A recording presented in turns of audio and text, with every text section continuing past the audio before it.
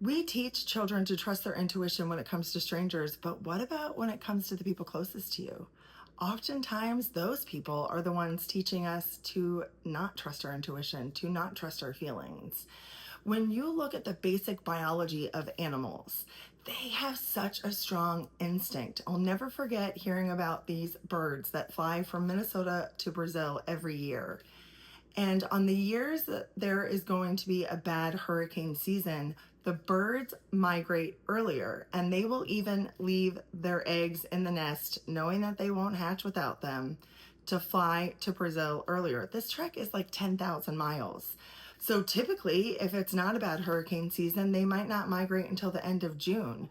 But if they get the feeling, if there is something in them that's telling them to go earlier, they go without question.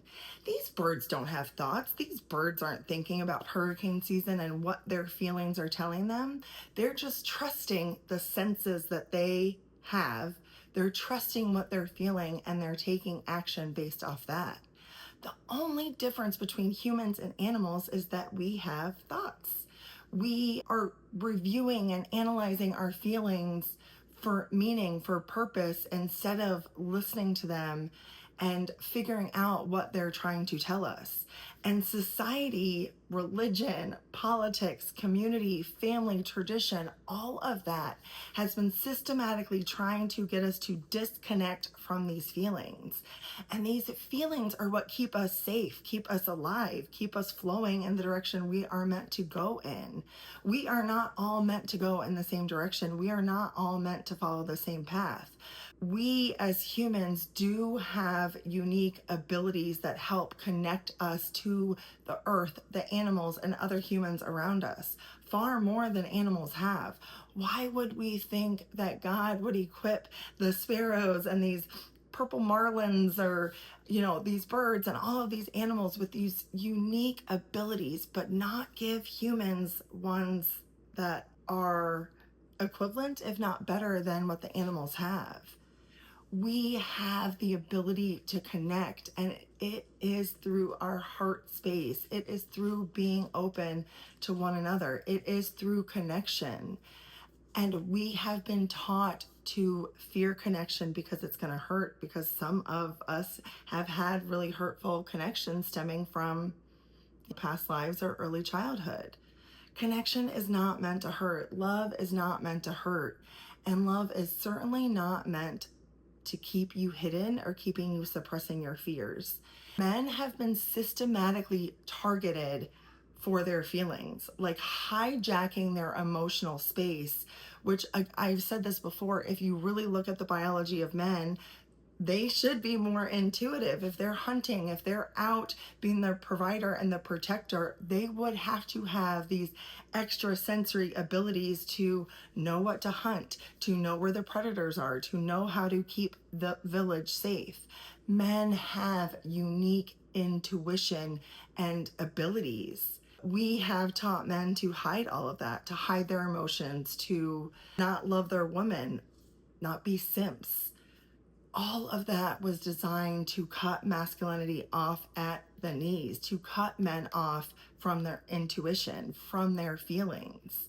What keeps the village safe when men are in tune with their feelings and loving their women and their family correctly. And that does take, obviously, being in the right relationship, the right partnership, having that support and all of that. If you're not in a healthy relationship, if you're not being supported, if, your feelings aren't allowed to have room to grow, if your existence isn't allowed to have space, one, that's not the relationship for you. I'm talking about the men and women who are in the relationships that are meant for them. When you are in those relationships and both the men and the women have room to be in existence, to have their feelings, to understand their thoughts, to have room to breathe, to grow, and to be together, that is how the community and the village is built. That is how we keep the kids safe. And it's not about these traditional roles of who's cooking and who's cleaning and who's going to work. Nowadays, yes, that can be done in a variety of ways that works for each individual relationship. But each person in that relationship needs room to exist, needs room to dream and have feelings. And without having room to breathe and know yourself and understand your feelings, expressing our feelings, speaking on our existence should only encourage support from those that you're around.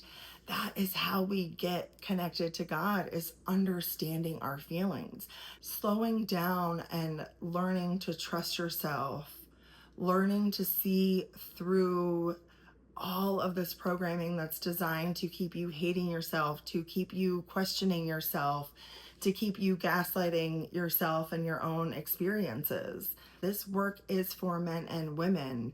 We need to have our feelings and our intuition and trust them the same way the animals do.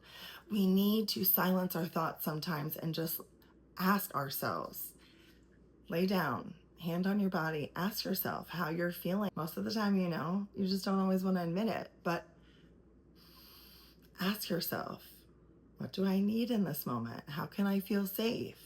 Why do I not feel safe in this environment, with this person, with this job? And then listen, not with thoughts, just with your body. And if there are thoughts that pop up, listen to them without judgment, without trying to push them away. Just listen to them. Listen to your body the same way that you've been taught to listen to authority, whether it's your parents, your pastor, your teachers. Listen to yourself with a stronger sense of authority. You are the only one living with yourself. Other people will come and go. Your parents, your children, your siblings, marriages. Not everything is going to be forever, but your relationship with yourself. So cultivating that relationship is listening to yourself, trusting your intuition, trusting that God equipped you with more than He equipped all of the animals on the planet. He equipped you with the same, and He gave you unique abilities and perspectives to share with others. And it's up to us now to start sharing, to talk about who we really are on the inside. And that includes sharing our thoughts, feelings, and opinions, because we all have room to exist, every single one of us. And we can have different thoughts, feelings, and opinions. We're not going to get along with everybody. Sometimes, again, I think about you want everybody to like you? There are 8 billion people on the planet. That grosses me out. I don't want everybody to like me. Nothing about that sounds appealing. Honestly, it kind of freaks me out a little bit. I want the right people to like me. And I will never forget the first time I really heard God's voice in prayer. It was right after my ex-husband and I were visiting a venue site, and I loved it. It wasn't perfect, but I loved it. And I remember going home and just praying in the car and, oh God, please let this work out. Please, please, please. And I'll never forget, he said, pray for the right one. Don't pray for what you want. Pray for the right one. And while at that time I was really thinking about the wedding venue, I think he was really telling me to pray for the right spouse, but that's here nor there. But I did end up finding a different venue, and it was perfect. No notes, no complaints. No, I wouldn't have changed a thing about the venue, except, maybe the groom.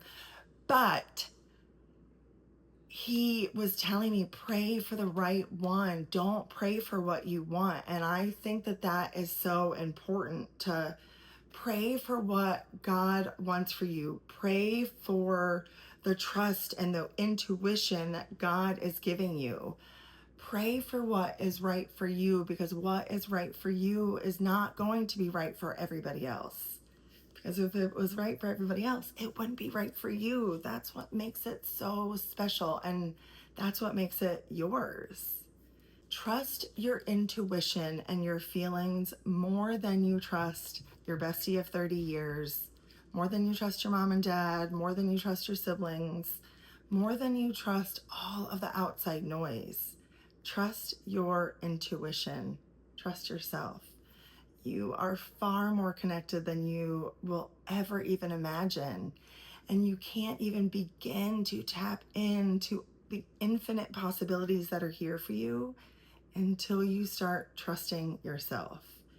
And if you are recovering from any sort of toxic family cycles, toxic relationships, friendships, or just a society that taught you that you're not allowed to feel, ahem, my men, trust that that was all a lie and that those feelings are your precious little gems that are guiding you to the life that is best for you. And yes, you may go through times of heartbreak and healing and growth. At the end of it, it's your golden ticket to the life that you were truly made for. And that's worth it to me. That's worth fighting and shedding all of the programming and learning to trust myself again.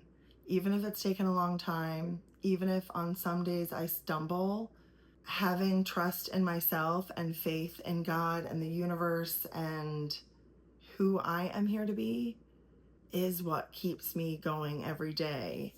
So maybe that'll work for you too.